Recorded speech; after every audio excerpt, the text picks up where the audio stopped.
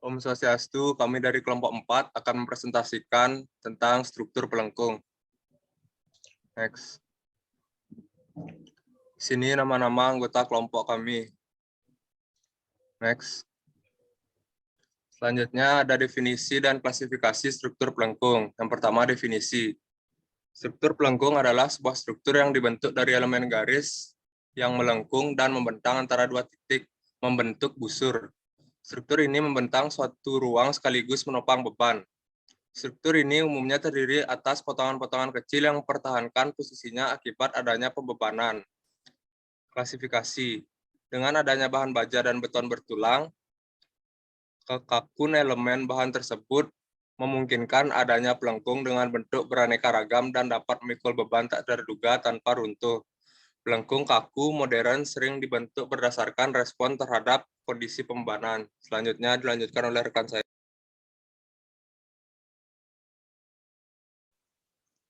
Baik, di sini saya akan melanjutkan yaitu struktur pelengkung.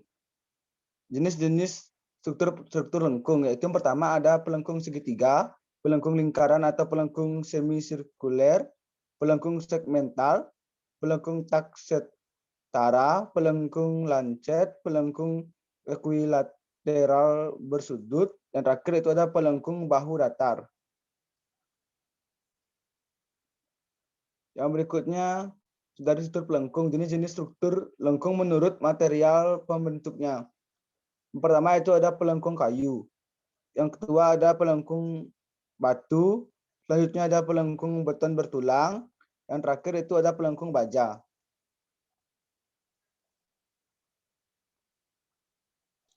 Selanjutnya akan dilanjutkan oleh teman saya. Baik, di sini saya akan melanjutkan presentasi.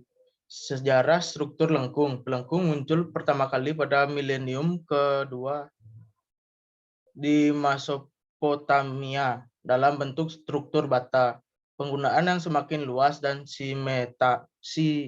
sistematik dimulai oleh Kekaisaran Romawi yang mulai menggunakannya untuk berbagai macam keperluan dalam arsitektur Romawi, seperti akuaduk, kolosum, dan bangunan lainnya. Sejarah struktur lengkung di Indonesia. Pada zaman dulu, pelengkung sering dipakai pada struktur pintu lengkung yang didesain tanpa kusen dan daun pintu. Material yang digunakan berupa batu bata merah yang kuat, tekanannya relatif kecil, sehingga bentangannya yang dapat dibuat juga kecil. Selanjutnya dilanjutkan oleh teman saya. Selanjutnya saya akan melanjutkan presentasi. Selanjutnya ada kelebihan dan kekurangan struktur lengkung. Yang pertama ada kelebihan struktur lengkung, yaitu keseluruhan bagian pelengkung menerima tekan, dan gaya tekan ini ditransfer ke abutmen dan ditahan oleh tegangan tanah di bawah pelengkung. Tanpa gaya tarik yang diterima oleh pelengkung, memungkinkan pelengkung bisa dibuat lebih panjang, dan bentuk struktur pelengkung adalah inovasi dari peradaban manusia yang memiliki nilai estetika tinggi. Selanjutnya ada kekurangan struktur lengkung. Untuk material baja memerlukan maintenance yang rutin karena sifat baja yang lemah terhadap oksidasi atau karat.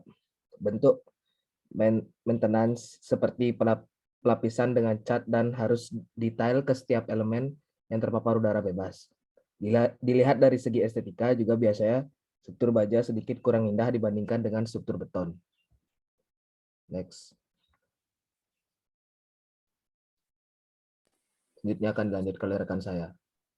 Saya akan melanjutkan presentasi. Selanjutnya ada fungsi monumental. Dibuat untuk memperingati seseorang atau peristiwa yang dianggap penting oleh sesuatu kelompok sosial sebagai bagian dari peringatan kejadian di masa lalu. Yang kedua ada fungsi simbol kejayaan. Dibuat untuk memperingati kemenangan seorang jenderal atau peristiwa publik penting, seperti berdirinya koloni kerajaan baru, pembangunan jalan atau jembatan, kematian seorang anggota keluarga kerajaan, atau naik tahtanya seorang raja baru. Yang ketiga ada fungsi arsitektural. Secara umum bangunan seperti halnya pelengkung dibuat tidak semata-mata karena kebutuhan fasilitas saja atau asal jadi, tetapi butuh perpaduan antara tujuan pembuatan dengan unsur kekuatan dan seni. Meskipun pada akhirnya akan muncul juga unsur-unsur lain. Selanjutnya akan dilanjutkan oleh teman saya. Baik, saya akan melanjutkan presentasi. Selanjutnya ada studi preseden. Yang pertama, Terminal Internasional Waterloo.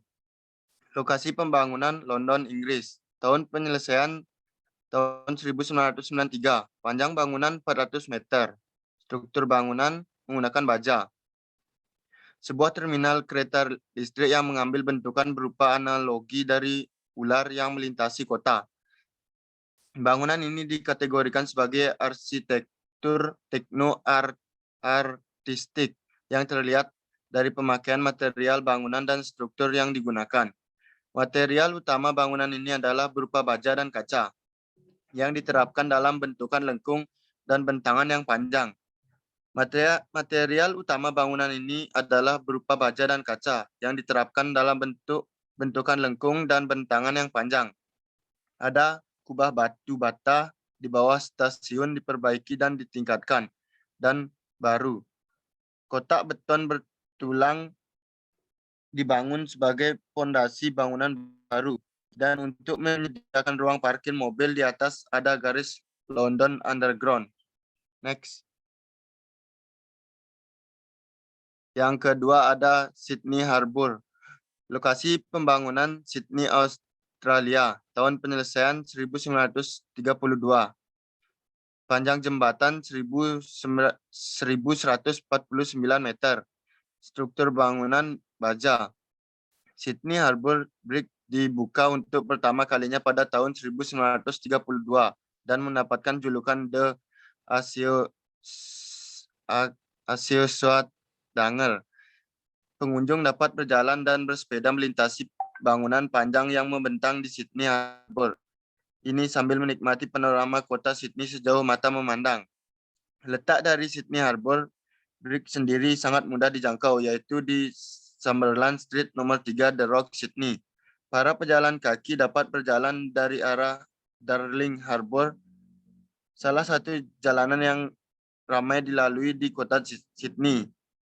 Satu hal yang menarik dari Sydney Harbour Bridge adalah selain bangunannya yang kokoh dan menakjubkan, kita juga dapat menjelajahinya secara langsung melalui aktivitas panjat jembatan atau yang lebih akrab disebut dengan Brick Climb Sydney.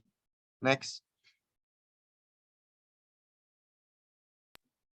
Selanjutnya ada studi preseden Rung Radu Maidai Stadium.